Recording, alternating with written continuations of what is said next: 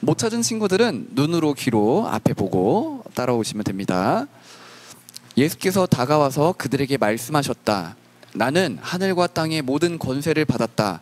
그러므로 너희는 가서 모든 민족을 제자로 삼아서 아버지와 아들과 성령의 이름으로 세례를 주고 내가 너희에게 명령한 모든 것을 그들에게 가르쳐 지키게 하여라. 보아라, 내가 세상 끝날까지 항상 너희와 함께 있을 것이다. 자, 이 말씀을 가지고 오늘은 하늘과 땅의 권세를 가지신 예수님이 우리에게 어떤 일을 행하실 건지 한번 같이 나눠보도록 하겠습니다. 자, 여러분, 학교에서 어떤 과목들 배우나요?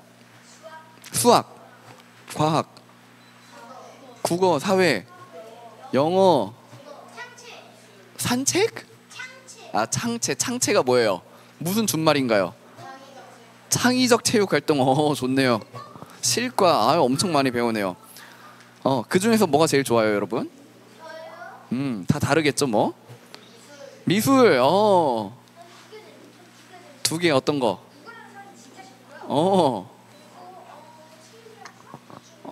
좋아요. 저 사람도 체육 엄청 좋아했죠. 자, 지금은 근데 여러분들이 싫어하는 과목들도 있잖아. 아주 싫어하는 과목도 있대요, 유주니까. 근데 나중에 여러분들이 20살이 되고 대학을 갔어. 대학을 가면은 물론 이제 대학에서도 안 배우고 싶은 것도 배워야 되긴 하겠지만, 그래도 대학에 가면 여러분들이 원하는 과목들을 집중적으로 배울 수 있어요. 중학교도 맞아, 그럴 수는 있어. 근데 중학교, 고등학교보다도 더 전문적으로 내가 배우고 싶은 분야의 과목들, 학문을 배울 수 있어요, 대학교 가면. 그걸 뭐라고 하는지 알아요? 두 글자로? 대학교 가면 선택해야 되는 게 있는데, 맞아요. 그걸 전공이라 그래요. 전문적으로 뭐 공부한다, 연구한다. 그래서 전공이라 그러는데, 여러분, 전사님도 대학교를 나왔습니다. 여러분들이 뭐 못 믿을 수 있겠지만 전사님도 대학교를 나와서 전공을 선택했어요. 근데 전사님 어떤 전공 선택했는지 모르죠? 뭘까? 철학 아니고요. 신학? 사실 신학 비슷하지만 아니야. 수학 아니에요. 자, 여러분, 전사님은 사실 전사님 대학교도 나오고 대학원도 나왔어요. 대학원 가서는 신학을 한 게 맞는데 대학교에서는 아니야. 사실 신학이랑 비슷해. 근데 좀 더 엄밀하게는 전사님은 선교학과였습니다. 여러분, 선교가 뭔지 알아요? 선교가 여러분들이 교회 다니면서 많이 들어볼 이야기이긴 한데, 전사님은 여러분들 만날 때 선교라는 게 봉사활동하는 건 줄 알았어. 그래서 20살 때도 사실 봉사활동 같은 개념으로 선교를 선택한 거긴 한데, 사실 봉사활동은 아니야. 근데 전사님이 이런 생각을 하게 됐던 이유가 뭐냐면은, 우리 교회에서도 선교 기도회 이렇게 한 달에 한 번 또 가끔 하잖아요. 근데 그때마다 선교사님들이 오세요. 뭐 목사님일 수도 있겠지만, 아무튼 외국에서 선교사라는 이 호칭으로 활동을 하시는 분들이 오는데, 전사님 어렸을 때 그걸 보면은 다 뭐 아프리카 아니면 필리핀, 뭐 동남아시아에 있는 어려운 나라들, 잘 못 사는 나라들에서 이렇게 도와주는 그런 일들을 하시는 거였어, 선교사님이. 그래서 전사님은 선교라는 거는 어려운 사람 도와주는 봉사활동인가 보구나 라고 조금 잘못 생각을 했던 거예요. 근데 사실 선교는 그런 봉사활동이 아니라, 그런 것도 할 수는 있지만 더 정확하게는 하나님의 은혜의 복음을 전하는 일, 그게 선교예요. 그리고 여러분들 아는 단어로 말하자면 전도도 그거죠. 하나님을 모르는 친구들을 우리가 교회로, 예배 자리로 초대하고 또 함께 대화하면서 하나님을 전해주고, 그런 거 전도라 그러잖아요. 그래서 선교랑 전도랑 사실 비슷한 의미다라고 보면 돼요. 아무튼 전사님은 선교학과에 갔었고, 그리고 선교학을 선택했고, 전사님 꿈이 뭐였는지 알아요? 전사님 꿈은 거창했다. 아니야, 묵찌빠가 뭐야? 묵찌빠 전공했다고? 이제 이해했어. 아닙니다. 자, 힌트, 선교랑 관련이 있습니다. 뭐?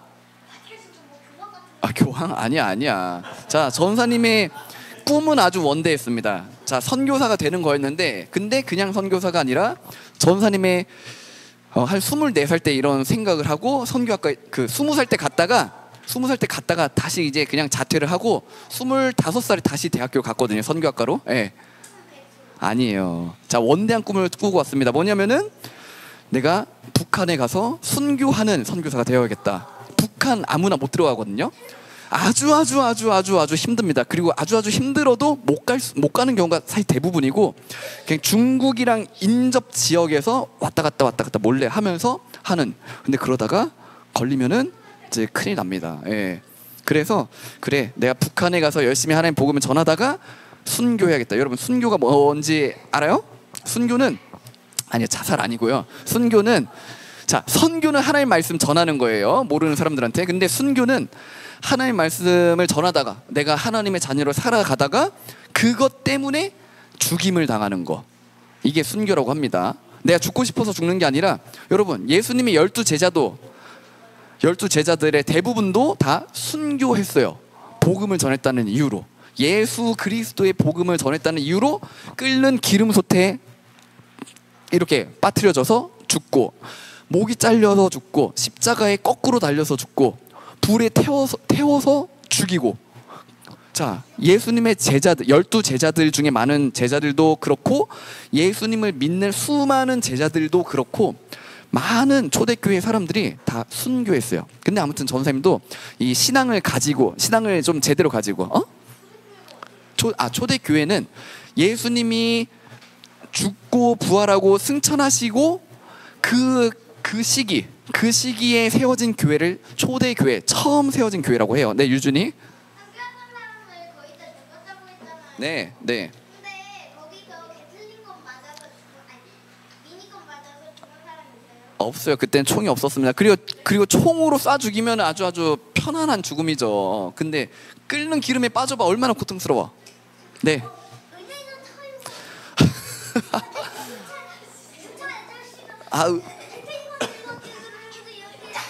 오케이, 자, 게틀링건 금지. 이제 게틀링건 금지. 자, 아무튼 전사님은 이제 선교사가 되려고 했어요. 근데 왜 전사님 선교하려고 했냐? 그 마음을 왜 품었냐? 물론 여러 가지 이야기 있지만 오늘 말씀이랑 좀 관련해서 생각해 보면은, 그렇지, 예수님이 그 제자들에게 명령을 하셨어요. 이거를 이제 지상 명령이라고 하는데, 그게 뭐냐면은, 지상 명령이라는 건 몰라도 되고 결국에는 이거야. 하늘과 땅의 권세를 내가 받았다. 하나님 아버지로부터 받았다. 그러니까 너희들은 가서 하나님 모르는 사람들에게 세례를 주고 제자가 되도록 가르치고 성경의 말씀을 알려줘라. 내가 너희와 평생 영원히 너희와 함께 할 거야. 이 말씀을 하시거든요. 그래서 이게 예수님이 마지막으로 우리에게 주신 명령이라고 이야기를 해요. 자, 근데 많은 사람들이, 전사님도 그랬고 많은 사람들이 지금 이 말씀을 대할 때, 그렇지, 우리가 복음을 전해야지, 선교 나가야지 라는 식으로 이해를 해요. 그게 뭐 잘못됐다라는 이야기는 아닙니다. 근데 전생 오늘 좀 말하고 싶은 방향은 조금 다른 방향이에요. 조금 이렇게만 끝내면 조금 아쉽다 라는 부분인데, 물론 선교해라, 전도해라라는 것도 맞아요. 그렇게 적용해도 됩니다. 근데 여러분, 오늘 말씀 한 번만 다시 띄워주시겠어요? 예수님이 지금 이 말씀을 하는 게 누구를 위해서 하는 걸까? 자, 한번 다시 읽어볼게요. 자, 전사님 말로 읽어볼 테니까 여러분들도 들으면서 생각해 보세요. 과연, 자, 후보는 2명이야. 둘 중에 하나야.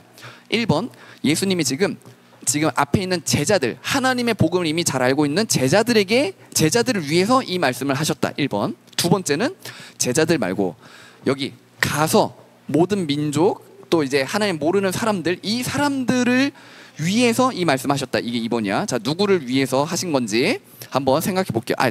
생각해 보자고. 자, 읽어볼게요. 예수께서 다가와서 제자들에게 말씀하셨다. 나는 하늘과 땅의 모든 권세를 받았다. 그러므로 너희는 가서 모든 민족, 하나님 알지 못하는 모든 민족을 다 제자로 삼아서 아버지와 아들과 성령의 이름으로 세례를 주고, 20절이요. 내가 너에게 명령한 모든 것을 하나님 알지 못하는 그 사람들에게도 가르쳐서 지키게 해라. 보아라, 내가 세상 끝날까지 항상 제자들인 너희와 함께 있을 것이다. 자, 1번일까 2번일까? 제자들을 위해서 하신 걸까? 하나님 모르는 사람들을 위해서 하신 걸까? 3번 없어요. 1번 2번 중에 하나야. 아니야. 안 돼. 1번 2번이야. 그래. 자, 오케이, 여기는 2번. 여기는요? 여기는 12번 없어요. 자, 물론 어느 하나만을 위해서 예수님이 하신 건 아니에요. 근데 이거는 분명해. 좀 더 예수님이 집중하신 대상은 있었어. 자, 예수님이 이 말씀은 사실 둘 다를 위해 한 게 맞아요. 제자들을 위해서도 했고 하나님 복음이 필요한 사람들을 위해서도 하신 말씀 맞는데, 좀 더 집중한 대상은 1번입니다. 여러분, 근데 대부분 이거를 2번으로 해석을 해요. 대부분 이해를, 하나님 모르는 사람들을 위해서 예수님이 이 말씀하셨다라고 이해하지만, 사실 분명한 거는 제자들을 더 먼저 위해서 예수님이 이 말씀하셨다는 건 분명합니다. 자, 왜 그런지를 이제 오늘 좀 이야기 나눠볼게요. 아니에요, 1번이 맞아요. 1번. 자, 자, 살짝 어려울 수도 있지만 후다닥 지나가 볼게요. 자, 여러분, 그러면 하늘과 땅의 권세를 먼저 설명해 볼게요. 여러분, 하늘의 권세 뭘까? 예수님이 가지고 계신 하늘의 권세. 자, 전생 설명할게요. 예수님 하나님이시죠? 성자 하나님, 거룩하신 아들이신 하나님, 이 바로 예수님인데, 이 예수님도 어떤 죄인, 어떤 사람을 너 구원 땅땅땅 이렇게 결정할 권한이 있을까 없을까? 있으십니다. 삼위일체 우리가 배웠었죠. 작년에 사도신경 하면서 성부, 성자, 성령 하나님 모두가 한 하나님이시다라고. 그래서 이 세상을 창조할 때도 성부, 성자, 성령 하나님이 이 세상 함께 창조하신 거고, 그리고 우리 유준이를, 우리 건우를 엄청 죄짓고 죄가 많고 이 악한 너희들을, 그 옆에 있는 윤겸이도 마찬가지고 전사님도 마찬가지고, 너 죄만 짓고 있지, 그런데도 불구하고 너 구원 땅땅땅 결정하신 게 누구예요? 성부, 성자, 성령 하나님, 삼위일체 하나님이 사실 함께 이 구원의 작정을 하신 거예요. 자, 그래서 예수님이 가지고 계신, 예수님 받으신 하늘의 권세가 뭐냐? 쉽게 말하면은 죄인을 구원하시기로 정한 그 권세라고 이해해 볼게요. 죄인을 구원하시기로 한 거. 자, 그러면 땅의 권세는 뭘까요? 땅은 우리가 살아가는 이 세상, 이 시간들을 의미하는 거예요.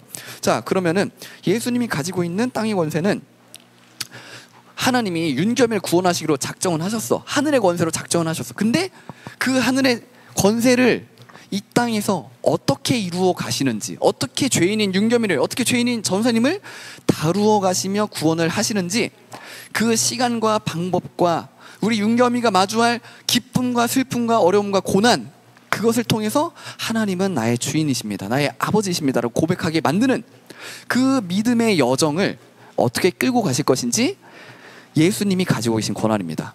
그래서 예수님이 우리 윤겸이의 삶을, 우리 아진이의 삶을, 모든 삶을 다 다루어 가실 거예요. 그게 예수님이 가지신 땅의 권세라고 일단은 이해해 볼게요. 자, 그러면은 이제 왜 예수님의 이 말씀이 제자들에게 좀 더 집중되어 있는 건지를 좀 넘어가 보겠습니다. 자, 근데 다시 말씀 좀 보여주세요. 오늘은 말씀을 좀 보면서 할게요. 자, 18절에 이야기 전설한 거고 19절. 근데 여러분, 그러므로가 무슨 뜻이죠? 그러므로 앞에서 어떤 이야기를 했어요. 그러므로 다르게 바꿔보면 그러니까, 우리가 일상적으로 사용하는 말로 바꿔보면 그러니까 라는 말과 동일하거든요, 의미가. 그러니까 뭐죠? 윤겸이는 너무 똑똑해. 그러니까 윤겸이는 이 문제도, 이 어려운 문제도 풀 수 있을 거야. 이거 이해되죠? 이렇게 쓰는 거죠. 알겠어. 전도사님은 너무 바보야. 그러니까 이 문제 못 풀 거야. 아니야, 이거 말고 오늘 있었던 실예. 전도사님, 이 사람이 누군지 몰라요? 이걸 모른다고? 그러니까 전도사님은 옛날 사람이다 라는 원인과, 아니 그 어떤 이유와 그 결과, 관계가 있는 그런 이야기를 이어갈 때 쓰는 접속어가 그러므로, 그러니까라는 표현이죠. 자, 여러분, 우리가 이걸 놓치면 안 됩니다. 예수님이 지금 너 저기 가서 나를 알지 못하는 많은 사람들에게 내 말씀을 가르쳐, 성경을 가르쳐, 하나님의 은혜 복음을 가르쳐 라고 하셨는데, 그 이유가 되는 거, 그 이유가 되는 말씀이 18절이라는 거예요. 내가 하늘과 땅의 권세를 가지고 있다. 내가 누구를 구원할 권세, 또 그 구원받은 자를 어떻게 다뤄가는지를 결정하고 끌고 갈, 인도할 권세가 내가 있다, 나에게 있다 라는 거. 자, 여기까지 어려워, 조금 어려워. 자 그러면은 이제 20절 볼게요. 20절. 자 여기 지키게 하여라까지가 이제 방금 설명한 거고, 여기서부터 또 우리말에는 이런 게 별로 없어요. 근데 이 성경이 쓰여졌던 이때 당시, 그리고 그 더 구약 성경, 신약 성경의 이 배경에서는 이런 표현이 엄청 많거든요. 보아라. 자, 보아라. look 이런 의미이기도 하지만 이거는 집중시키는 거예요. 이전에 했던 말들이 있고 어떤 상황들이 있고, 그렇기 때문에 지금 내가 가장 중요한 거를 말하려고 할 때 보아라 라는 걸 하는 거예요. 전사님도 뭐 그런 표현 비슷하게 하는 게, 자 얘들아, 이렇게 뭔가 좀 집중시키는 거, 그런 게 이런 표현인데, 여기서 예수님이 보아라 하신 거는 이전에 18절 19절에서 하셨던 말씀들을 이제 결론 짓는 거야. 그래서 이것도 다 끊어지는 이야기가 아니라는 거예요. 얘들아, 내가 이 권세를 가지고 있어. 그러니 너희 가서 복음을 전해. 그러면 어떻게 될 건지 알아? 내가 너희와 세상 끝날 때까지 함께 있다라는 걸 너희가 깨닫게 될 거야.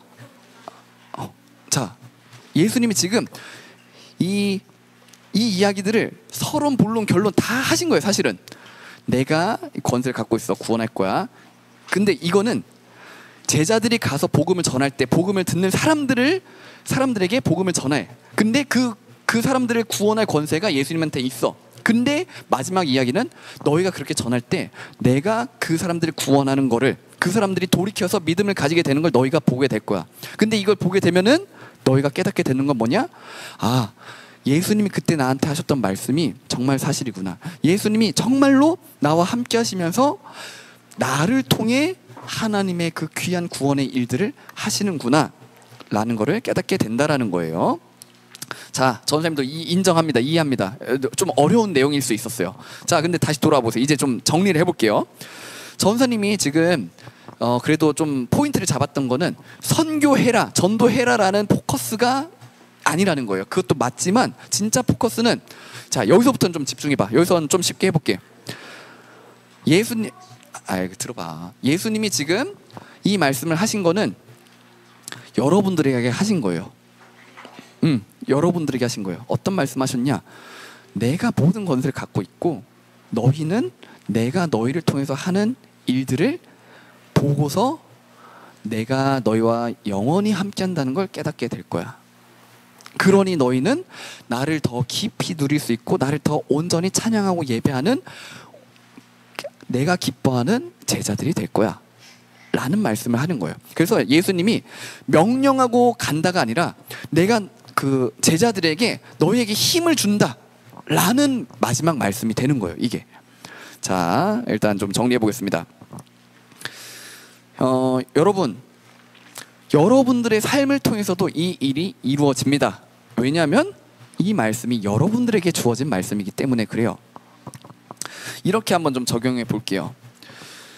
하나님은 이미 하늘에서 모든 것을 다 정해 두셨어요. 그리고 이 땅에서 그 정한 일들을 이루어 가세요. 근데 가만히 여러분들을 내버려 두고 여러분들이 원하는 대로 막 살면서 그렇게 그냥 가만히 내버려 두는 게 아니라, 여러분들이 죄를 향해서 가더라도, 죄를 너무너무 사랑해서 하나님이 떠나더라도 하나님이 여러분들의 그 잘못된 선택을 통해서도 여러분들 돌이키게 만드실 거예요. 하나님이 구원하시기로 정하셨기 때문에 여러분들이 죄의 끝으로 달려가게 하나님 하지 않으세요.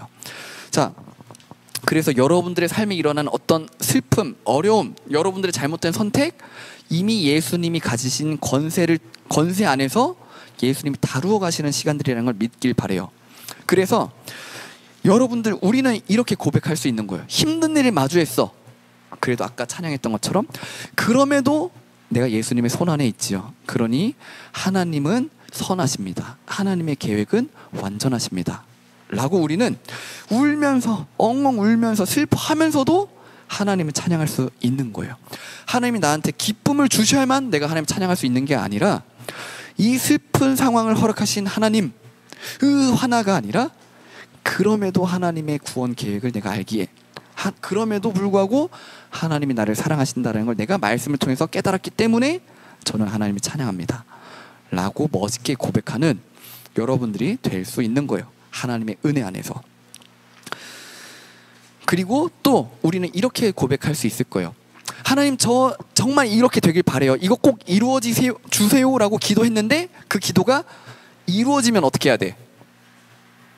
이루어지면 어떻게 해야 될까? 아니에요. 하나님을 찬양해야죠. 하나님, 저의 기도를 들어주셔서 감사합니다. 역시 하나님 살아계신 나의 아버지이십니다라고 하나님께 영광 돌려드려야 돼요. 자, 근데 내가 열심히 기도했는데, 내가 정말 이것만큼은 이렇게 해주세요라고 정말 간절히 기도했는데 그 기도대로 응답이 안 됐어. 하나님 전혀 반대 일을 이루셨어. 그럼 어떻게 해야 돼? 어떻게 해야 돼? 교회 끊어야 돼. 그럴 수 있어요. 내가 할 길 가야 돼. 교회 끊고 이제 하나님 없다, 하나님 안 믿을란다, 그러면서 교회를 안 다녀. 여러분들이 그럴 수 있어요. 정말로. 자, 여러분들이 정말 얼마든지 그런 선택을 할 수 있기 때문에 전사님 오늘 이야기를 합니다. 여러분, 여러분들의 기도가 이루어지지 않을 때 우리는 하나님 찬양해야 돼요. 억지로가 아니라 이렇게 고백하면서, 역시 하나님, 저의 이 아주 낮은 수준의 생각보다 훨씬 더 하나님의 생각은 크시군요. 하나님, 제가 기도한 거 이루어지지 않게 해주셔서 감사합니다. 제가 기도한 것보다 더 놀랍고 큰 일, 나에게 정말 필요하고 아름다운 일을 내 삶에 이루실 거군요. 하나님이 하실 일을 기대합니다 라고 우리는 감사하면서 하나님께 찬양하며 영광 돌려드릴 수 있는 거예요. 왜? 예수님이 이미 하늘의 권세, 땅의 권세를 다 가지고 계시기 때문에 그래요. 여러분들의 기도가 이루어지든 안 이루어지든, 여러분들이 지금 어떤 선택을 하든 하나님을 기뻐할 수도 있고 하나님을 미워할 수도 있겠지만, 그럼에도 불구하고 그런 여러분들의 잘못된 선택도 다 하나님의 완전하신 은혜 안에서 하나님은 선하게 사용하십니다. 그러니 여러분, 하늘과 땅의 권세를 가지신 예수님이 제자들에게 말씀하신 것처럼, 얘들아 힘을 내, 그리고 너희들은 정말 놀라운 감격을 하게 될 거야 라고 응원하시고 떠나신 것처럼, 여러분들도 그 예수님을, 여러분들을 격려하시고 여러분들의 마음에 너무나 큰 감격을 주시는 하나님을 곧 지금도 마주하게 될 거예요. 그래서 하나님을 찬양하는 멋진 제자들로 다 살아낼 수 있게 될 거라고 전사님은 확신하고 믿습니다. 그리고 그렇게 하나님께 기도할 거예요. 자, 여러분, 그렇게 일하시는 모든 권세를 가지신 우리 예수님을, 하나님을 다 같이 일어서서 찬양합시다.